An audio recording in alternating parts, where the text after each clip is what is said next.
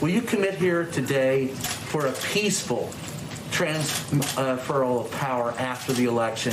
And there has been rioting in Louisville. There's been rioting in many cities across this country, red and your so-called red and blue states. Will you commit to making sure that there is a peaceful transferal of power after the election? Well, we're going to have to see what happens. You know that I've been complaining very strongly about the ballots, and the ballots are a disaster. I understand that, but people are rioting. Do you commit to making sure that there's a peaceful transferal of power? We want to get rid of the ballots, and we'll have a very peaceful. There won't be a transfer, frankly. There'll be a continuation. The ballots are out of control. You know it, and you know who knows it better than anybody else? The Democrats know it better than anybody else. Go ahead. That is President Trump on Wednesday. Yesterday, the press secretary told reporters, quote, the president will accept the results of a free and fair election. And Vice President Pence said he and the president will, quote, accept free and fair election results, no doubt about it. Senate Majority Leader Mitch McConnell tweeted, the winner of the November 3rd election will be inaugurated on January 20th. There will be an orderly transition, just as there has been every 4 years since 1972. The number 2 Republican in the Senate, Senator John Thune, echoed that sentiment, but there were also a number of Republicans, including the president, who looked to blame Hillary Clinton.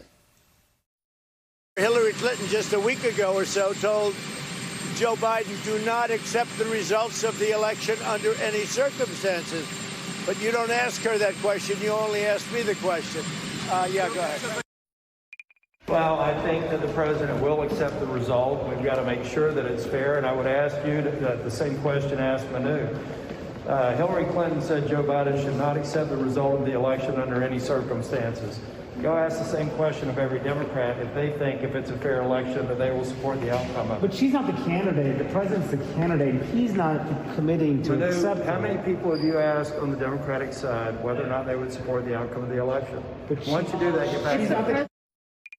I mean, Democrats have already obviously made it very clear that they don't intend to do that. Well, first of all, they didn't do it 4 years ago, obviously. I mean, you know, they used the power of the presidency during the transition to spy on the incoming president.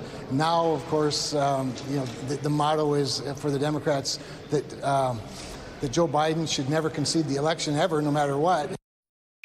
Mr. Leader, what do you plan to do if President Trump refuses to engage in a peaceful transfer of power if he loses the election? President Trump will peacefully come to be sworn in again. It'll be a smooth transition, regardless of the outcome. I'm concerned of what I'm hearing on the other side of the aisle. I'm concerned that the Democrat nominee, you asked me a question, if I may. I'll answer your question. The Democrat nominee, Hillary Clinton, has gone on television. She's not the Democratic nominee. The last time the Democrat nominee from the last election has gone on television advising the current Democrat nominee, you have the former nominee tell him, never concede. So that was our own Casey Hunt in an extraordinary exchange with Kevin McCarthy, the House leader, Republican House leader. Oh, my God. His concern lies with Hillary Clinton and not with the comments, repeated comments from the President of the United States about the transfer of power, Casey. So what exactly did Hillary Clinton say? What are they talking about here? Yeah, well, first, I would just say, Willie, that they're talking about Hillary Clinton both because it seems like they would prefer to be running against her, but also because they don't have anything to point to that Joe Biden has said that would generate this problem.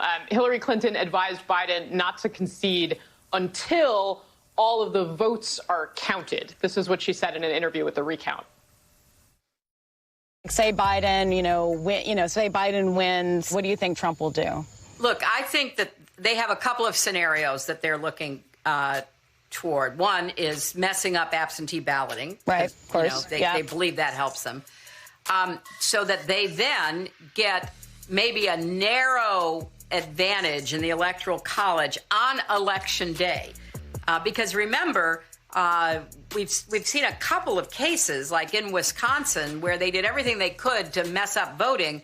But because courts had ordered absentee ballots to be counted if they were postmarked on Election Day, Democrats actually won some important races there. At least we know more about what they're going to do. And, Joe Biden should not concede under any circumstances because I think this is going to drag out, and eventually I do believe he will win if we don't give an inch and if we are as focused and relentless as the other side is. So, of course, that about election night, the counting of the ballots, Joe. So what you're saying, Casey, is she never said never concede. She said don't concede on election night. Don't concede until we count all the votes. Is that correct? That's my understanding. And you saw there that she was talking through the scenarios where the Trump campaign, as we know, potentially laying the groundwork for litigation as these votes are all counted. Some of the earlier counts that we may see likely to show and potentially that President Trump has an advantage on election night itself. And, you know, she came under criticism, and perhaps rightly so, for not conceding on election night in 2016. She conceded the morning after. But Democrats, don't forget, are not necessarily thinking about 2016 in this context. They're thinking about 2000, when Al Gore went out and conceded, and it was seen later as a major mistake because Democrats feel the votes weren't counted in a way that they think was accurate in Florida, and that there were some mistakes made by the Gore campaign back then. And obviously, as we have already outlined throughout the show this morning, the way in which these ballots are going to get counted, the potential issues with the pandemic, all of the various states, the way they govern these different things. Some states have never really grappled with major mail-in balloting before. They don't even, in some cases, start counting the ballots that they've already received before Election Day. This is actually, your home state of Florida is out ahead of everybody in this. They start counting the ballots, I believe it's 22-some days before Election Day. But you know, it certainly seems to me, and the Democrats that I have talked to say, look, Hillary Clinton wasn't saying don't ever concede the election to Donald Trump. And I just would say also, Joe, like, she's not the Democratic nominee. What is Joe Biden saying about this? Anderson Cooper asked him about it. He said, you know, Anderson Cooper asked, would you support a peaceful transfer of power? Biden said, sure, I want all the votes counted, but if in the end the result is not me, then sure, we will have a peaceful transfer of power. Yeah. You know, Tom Ricks, I keep talking about Tom Ricks' great book, First Principles. It's going to be coming out.